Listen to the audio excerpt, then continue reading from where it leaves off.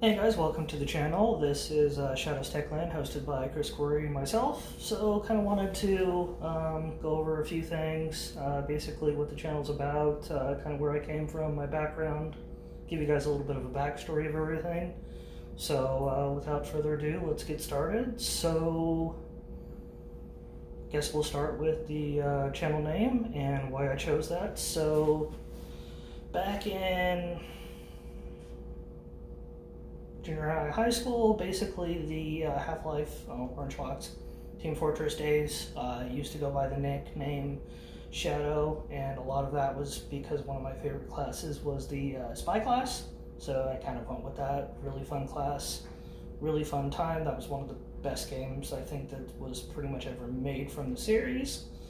And then, of course, being the fact that I've been in the IT industry going on 8+ years, and then of course I've been taking classes ever since basically junior high, so that's kind of the Techland side of things. Basically my background started in essentially junior high. I was taking computer classes then, had an interest, kind of expanded from there. It was kind of cool. One of the local computer stores where I used to live did a lot of the volunteer work basically with a lot of the schools, so they would go through, and every summer we would go through the school district and we would upgrade all of the classrooms with new computers as needed. And of course that was a paid volunteer job, so that was pretty neat at that point in time, considering 15, 16, not really a lot you can do for work. That expanded into basically meeting one of my best friends that I have to this day. His dad was basically in the industry as well, had a computer shop. Well, I wouldn't exactly say a shop, more of a hobby, where he fixed, built, upgraded computers for friends, family members, things of that nature. Asked a lot of questions, helped out, learned a lot from there, and that basically expanded into me getting my first computer. And of course, being the fact that that was about the most awesome thing ever, I still remember the specs to this day. Pentium 3 450, which was basically my gaming computer at that point in time. Owned my own first computer, so pretty awesome. Expanded from there to Pentium 3 900, etc., etc., etc., down the line basically to what I have now, which I will leave links in the description for my home lab and my gaming desk setup, and basically where I've basically came from to what I am. So that brings me to my IT experience. So at this point in time, I'm running 6 to 8 years of call center experience, which then that turned into basically independent contractor, I guess you would call it. I was an on-call technician for a contracting company back east, where I would do on-call upgrades, troubleshooting, things of that nature for JP Morgan Chase banks.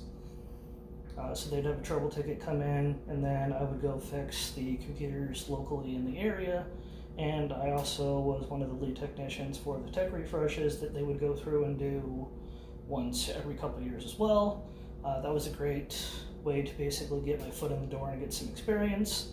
Of course, being the fact that it was, you might get one call, you might get 30 calls a month, so it wasn't really a job that you could use for income or anything of that nature. It was more of just to get experience. From there, I did a internship with a local computer store, which if you can get like independent contract work or internships, I definitely think they are very worthwhile, even if they are unpaid, because that is job experience that you get to put on your resume. And that's basically helped me to get into what I've basically been doing now. So that brings me to my next job, which was another contracting job. I spent a lot of time in contracting just because the IT industry, it's cheaper. You don't have to pay a head count for HR, things of that nature, so it's pretty common that it's going that way now. The only drawback to that is the fact that it is short term. Usually it's maybe a few months to longer, maybe a year or two, and then you're off looking for work again. So there's a lot of up and downs with that, but it's basically what I've done to gain the experience that I have now. With that being said, my next contract that I did was a PC Tech refresh, which lasted about a year or so. And that was going through and doing major upgrades to a whole entire hospital organization in the city that I currently, well, that I did live in, but I don't live in now. That was a really fun project. We actually got to travel as well to the other smaller clinics and hospitals in the area. That project lasted about a year, and then I found myself moving, and I moved out to several hours away, out in basically the middle of nowhere, to work for Microsoft Data Center, which I was there for about a year. I spent about 3 or 4 months doing rack stack power cable. Basically, you'd get an order in for a ticket. It would be, go get 20 servers. You'd go pick up the pallet of the servers, bring them out there, rack stack power cable them. Or you basically cable monkey, which is basically, go ahead and connect this cable that goes to here, that goes to this device, that goes over to here. And I did that for about 3 or 4 months until I got brought over to the break fix side of things and spent the rest of my contract basically doing that, which was about 5 or 6, 7 months, somewhere in there. I think I was at Microsoft Data Center for about 10, 11 months, a little short of about a year. Then I found myself moving once again to the current city that I live in now, and then I ended up working for a nuclear power plant, which the facility that I work at does a lot of the recycling of power rods that actually go into the nuclear power plants, which I believe all of those are shipped out in the United States, and it's mostly overseas stuff that it got shipped out. And I did the desktop support for the local facility, and then also for the smaller remote facilities that do not have IT, because they're much smaller facilities that are sometimes out in the middle of nowhere. Did that for a little short of 2 years, and then I ended up finding myself working at the Amazon data center, and then I was there for about 2 years, a little short of 2 years at the Amazon data center. Responsibilities out there, I started with basically trouble tickets, whatever would come in the queue, would go and work them, do whatever was needed, and just did that for a while. And then I got put onto a hard drive media team, which basically what that was is going through and replacing all of the failed or possibly failing drives in all of the servers, because they're constantly on 24/7, never get shut down, so they get beat up pretty well, so there was always constantly work for that.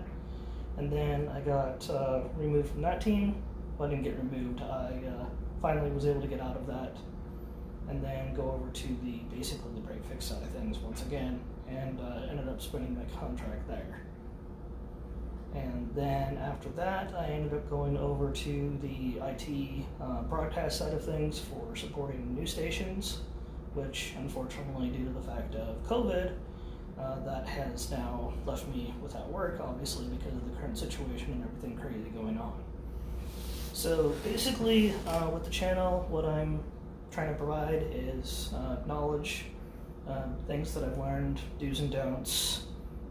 Some of it's obviously personal opinion, some of it's experience, some of it's what I've gained over the years of basically being in the industry and playing with everything at home.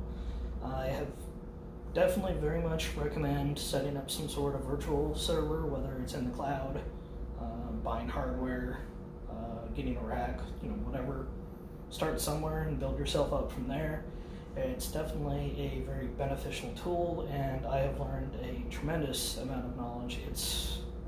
I wouldn't even say that it is a cost that you can put to it, because it's almost priceless, because it's basically you are using your virtual environment to keep up with technologies, learn, stay current, and also for playing and for your own interest and for experience and knowledge. So it's definitely something that I extremely, very much recommend. I mean, obviously I didn't start with what I have now, which has gotten pretty crazy. I started with a Pentium 4 computer for my firewall, which at that point was on Tangle. I've played with most of them at this point. And then it it's just a matter of basically luck, in all honesty. I've gotten a lot of my hardware, obviously I bought new, but I've gotten a tremendous amount of my hardware from Craigslist, actually. I ended up picking up at one point in time my first virtual server, which was a dual Opteron server, I believe. Yeah, it was a dual Opteron server, and that's kind of basically where my file server, media, downloading, and things of that nature, that's kind of where a lot of it started. At that point in time, I believe I was using ESXi at the time because I wanted to learn that technology because I really didn't have a lot of experience there. And it just kind of basically grew from that to what I have now. Obviously, I've kind of gone through, I've played with ESXi, Hyper-V, a little bit of Zen server, but not too much. I really haven't gone into the Citrix side of things too much. But really, when it comes to getting in the industry, you basically have to find what you like, what your interests are, and kind of where you want to go, and from there, kind of build upon that and kind of focus on that for where you want to go. As an example for myself, I've done desktop support for 5 or 6 years. I've done data center work 3 or 4 years, which is essentially desktop support, except it's in enterprise server hardware, so kind of the same things. A lot of that does transfer across. Of course, being in the data center world, that is definitely an extremely different monster compared to just normal desktop IT or help desk support. It just kind of depends on where you want to go. Personally, myself, eventually I want to get out of desktop support and I want to try getting more into the server side of things. So server engineer, server administrator, things kind of that nature. That's more the role that I want to focus on and what I'm trying to move towards. Just unfortunately, I just keep getting back to desktop support because that's the roles that are available, so you got to do what you got to do. So kind of, I would say that there is 4 or 5 roles that you can kind of, everything kind of falls under. So the first would be desktop, second being the server side of things, the third being web development, coding, things of that nature. And then of course you've got the cloud, and then of course the really big one that's really starting to boom and get going is cybersecurity side of things, and going that route, which is basically its own umbrella. One of the things that you will also notice, depending on what you're trying to go with, is desktop and help desk kind of roll together. Yeah, it's kind of one role at this point. You kind of do a little bit of both. There really isn't a lot of dedication of one side or the other. Sometimes you will find that. It just kind of depends on your area and your job market. So definitely something to consider. So kind of to roll everything back together, this channel I've basically created to help everyone trying to either A, get into the industry, any virtual technology, servers, hardware, things of that nature. Basically anything that I can help with, provide reviews on and information. This channel will probably focus more on the home lab side of things than like unboxing or hardware reviews. Obviously I'll do that as I get hardware and things of that nature, but it's definitely going to focus more on servers, hardware, and the home lab side of things. So I definitely recommend checking out the social media. I do have the links in the description below. We do also have a Discord, so everyone that has kind of like-minded can get together, bounce ideas off of each other, and the help sections. I definitely have a lot of useful information and guides that I can provide. So I will see you guys on the other side. I hope everyone is safe with these crazy times, and I look forward to meeting everyone and getting things going. So have a good one, guys.